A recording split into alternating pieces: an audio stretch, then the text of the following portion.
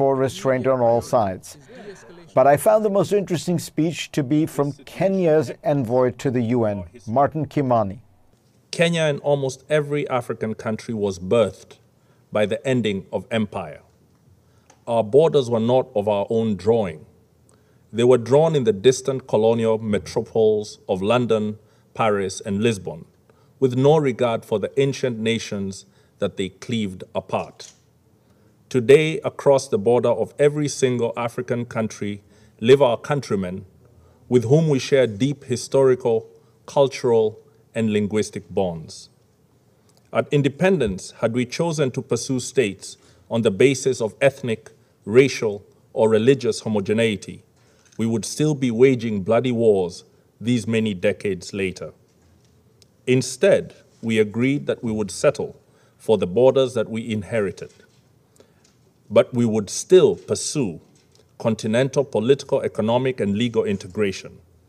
Rather than form nations that looked ever backwards into history with a dangerous nostalgia, we chose to look forward to a greatness none of our many nations and peoples had ever known.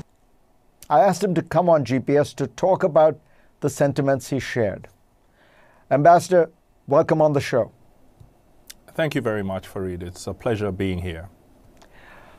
What you described as that moment after decolonization in Africa, when all the countries of Africa faced this reality that their borders were all arbitrary, there were all kinds of groups left, if you will, on one side or the other of the border. Many people wished they could be reunited. That was a very real feeling in Africa in the 50s, right? And there were people saying, why don't we start trying to redraw these borders?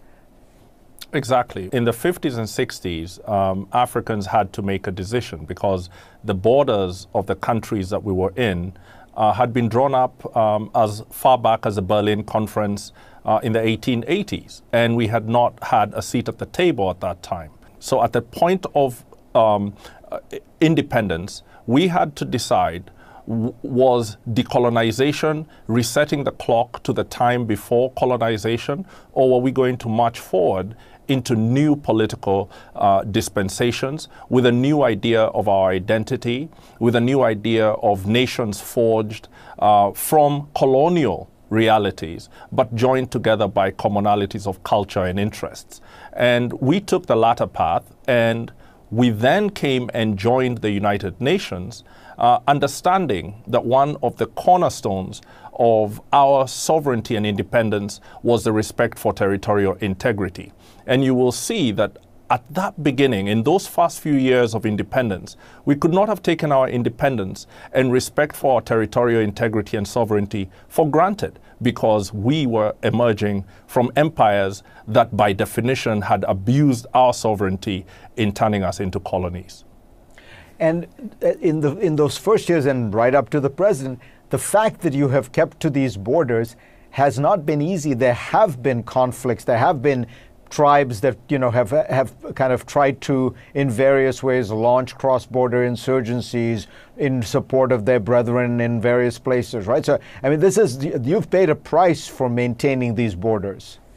Correct. The Organization of African Unity, right in the 60s, we agreed as a community to respect each other's borders. But this was easier said than done, because on either side of the border, you have people who have very common cultural, political, religious characteristics. They are one people, but who are now citizens of different countries. And once in a while, the threat of irredentism has risen in Africa with extreme amount of damage to our security. You also talked very eloquently at the latter half of your speech about the dangers this poses, because the UN system rests on the idea of respecting borders, of respecting sovereignty. The post-1945 dispensation has been that no borders are changed by force. Are you worried that the UN system, that these values of the post-1945 world are under threat, are weakening, are eroding? Kenya is tremendously worried, Fareed. When I spoke about multilateralism being on its deathbed, and I think that was not being melodramatic. The fact of the matter is, powerful countries, including members of the Security Council, over the last 2 decades or so, have chosen to take unilateral actions that fly directly in the face of this core tenet of the international system we live in. And now understand that the countries in the Security Council, and especially the Permanent Five, were there during the formation of the rules-based order that we joined.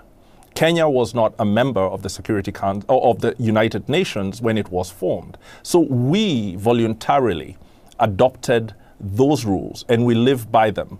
And we depend on them to make sure that the world we live in is not a world where the powerful can trample over weaker states at will. And I like to think of the multilateral system like an insurance scheme which you pay in terms of trust, because at the end of the day, you will need the instruments we have forged together. Today, Ukraine needs them. Tomorrow, it may be Kenya that needs them. And so we need to come together to protect our system, our United Nations. Mr. Ambassador, pleasure to have you on. That was a very eloquent, important speech. Thank you, Fareed. It's a pleasure seeing you. Thank you very much.